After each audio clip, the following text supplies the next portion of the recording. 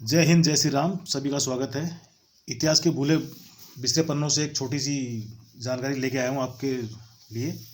तो पसंद आए तो लाइक शेयर सब्सक्राइब अवश्य करें। इतिहास के भूले बिसरे पन्नों में बहुत से लोगों के नाम जो है गुम हो जाते हैं। बहुत से लोगों के नाम इतिहास के पन्नों में कहीं दिखते नहीं हैं, कहीं मिलते नहीं हैं।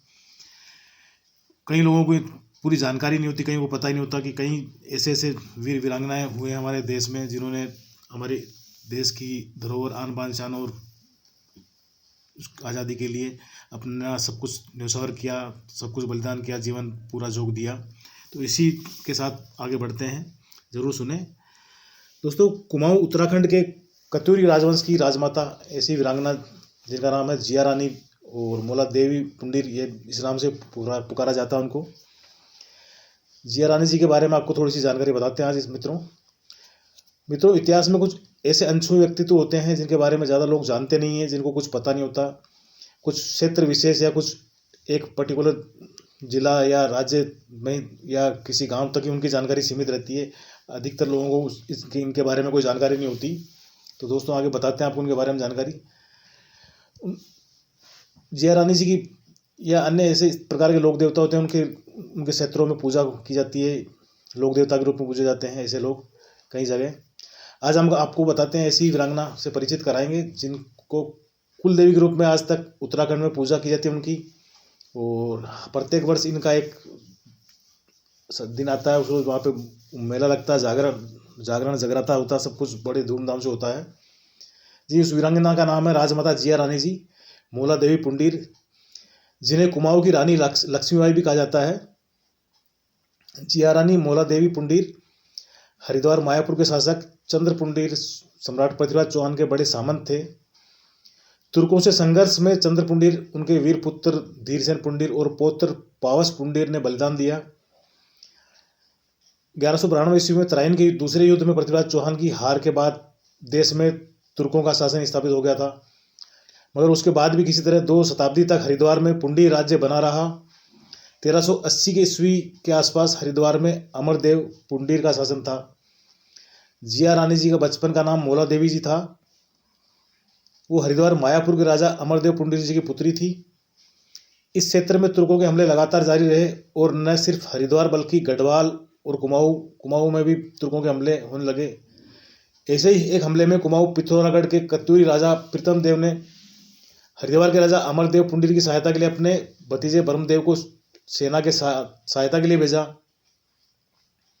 जिसके बाद राजा अमरदेव पुंडीर ने अपनी पुत्री मोला देवी का विवाह कुमाऊं के कत्यूरी राजवंश के राजा प्रीतम देव उर्फ पृथ्वीपाल से करा दिया था। मोला देवी प्रीतमपाल की दूसरी रानी थी।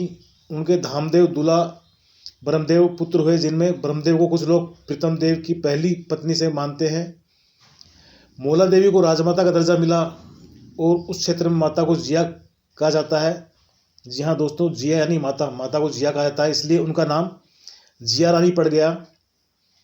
कुछ समय बाद जिया रानी की प्रीतम देव की पहली पत्नी से अनबन हो गई और वे अपने पुत्र के साथ गोलाघाट की जागीर में चली गई, जहां उन्होंने एक खूबसूरत रानी बाग बनवाया। यहाँ माता जिया रानी 12 साल तक रही। तैमूर का हमला 1398 ईस्वी में मध्य एशिया के हमलावर तैमूर ने भारत पर हमला किया और दिल्ली मेरठ को रोनता हुआ वो हरिद्वार जा पहुंचा, जहां उस समय वत्सराजदेव पुंडीर शासन कर रहे थे। उन्होंने वीरता से तैमूर का सामना किया, मगर शत्रु सेना की विशाल संख्या के आगे उन्हें हार का सामना करना पड़ा। पूरे हरिद्वार में भयानक नरसंहार हुआ, जबरन धर्म परिवर्तन हुआ और राज परिवार को भी उत्तराखंड के निकट किसी दूसरे क्षेत्र में शरण लेनी पड़ी। वहाँ उनके वंशज आज भी रहते हैं और मखलोगा पुंडीर के नाम से जाने जाते हैं। तैमूर ने एक टुकड़ी आगे पहाड़ी राज्यों पर हमला करने के लिए भेज दी। जब ये सूचना जिया रानी को मिली तो उन्होंने इसका सामना करने के लिए कुमाऊं के राजपूतों की एक सेना का संगठन किया। तैमूर की सेना और जिया रानी के बीच रानीबाग क्षेत्र में युद्ध हुआ, जिसमें मुस्लिम सेना की हार हुई। इस विजय के बाद जिया रानी के सैनिक कुछ निश्चित हो गए, पर वहाँ दूसरी अतिरिक्त मुस्लिम सेना पहुंची, जिससे जिया रानी की सेना की हार हुई और सतीत्व की रक्षा के लिए एक गुफा में जाकर छिप गई जिया रानी। जब प्रीतम देव को इस हमले की सूचना मिली तो वे स्वयं सेना को लेकर आए और मुस्लिम हमलावरों को मार भगाया। इसके बाद वे जिया रानी को पिथौरागढ़ ले आए। प्रीतम देव की मृत्यु के बाद मौला देवी ने बेटे धामदेव के संरक्षक में के रूप में शासन भी किया था। वो स्वयं शासन के निर्णय लेती थी। माना जाता है कि राजमाता होने के चलते उसे जिया रानी भी कहा जाता है। माँ के लिए जिया शब्द का प्रयोग किया जाता है। रानी बाग में जिया रानी की गुफा नाम से आज भी प्रचलित है। कत्यूरी वंशज प्रतिवर्ष उनकी स्मृति में यहाँ पहुँचते हैं। यहाँ जिया रानी की गुफा के बारे में एक और किंवदंती प्रचलित है।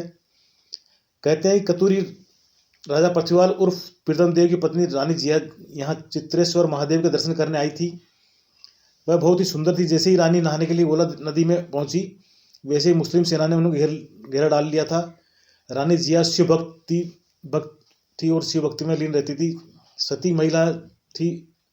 उसने अपने इष्ट का स्मरण किया और गोला नदी के पत्थरों में ही समा गई। मुस्लिम सेना ने उन्हें बहुत ढूंढा परंतु वे कहीं नहीं मिली। कहते हैं उन्होंने अपने आप को अपने घाघरे में छिपा लिया था। वे उस घाघरे के आकार में ही शिला बन गई, पत्थर की शिला, जो आज भी वहाँ मौजूद है। गोला नदी के किनारे आज एक ऐसी शिला है जिसका आकार कुमाऊनी घाघरे के समान है। उस शिला पर रंग बिरंगे पत्थर ऐसे लगते हैं मानो किसी ने रंगीन घाघरा बिछा दिया हो। वह रंगीन शिला जिया रानी के स्मृति चिन्ह माना जाता है। रानी जिया को ये स्थान बहुत प्यारा था। यहीं उन्होंने अपना बाग लगाया था और यहीं उनसे अपने जीवन की आखिरी सांसें भी ली थी। वह सदा के लिए चली गई परंतु उन्होंने अपने अस्तित्व की रक्षा की। तब से उनकी याद में स्थान रानी बाग के नाम से विख्यात है। कुमाऊं के प्रवेश द्वार काठगोदाम स्थित रानी बाग में जिया रानी की गुफा का ऐतिहासिक महत्व है। दोस्तों कहते हैं इस गुफा से एक बार जिया रानी यहाँ से जो हरिद्वार निकल गई थी किसी कारणवश हमले के दौरान। कुमाऊं के राजपूत आज भी वीरांगना जिया रानी जी पर बहुत गर्व करते हैं। उनकी याद में दूर दूर बसे उनके वंशज कत्यूरी प्रतिवर्ष यहाँ आते हैं, पूजा अर्चना करते हैं और कड़ाके की ठंड में भी पूरी रात भक्तिमय रहता है यहाँ का माहौल और भक्ति भाव से जगराता किया जाता पूरी रात। महान वीरांगना सतीत्व की प्रतीक पुंडीर वंश की बेटी और कत्यूरी वंश की राजमाता जिया रानी को सत सत नमन। दोस्तों कैसी लगी ये छोटी सी माता जिया रानी की मौला देवी की ऐतिहासिक कहानी? छोटे से प्यारे से कमेंट के माध्यम से अवश्य बताइएगा। और इसी प्रकार की आगे भी कुछ न कुछ आपके लिए जानकारी हम जुटा के लाते रहेंगे। जय श्री राम, जय हिंद, वंदे मातरम, जय भारत।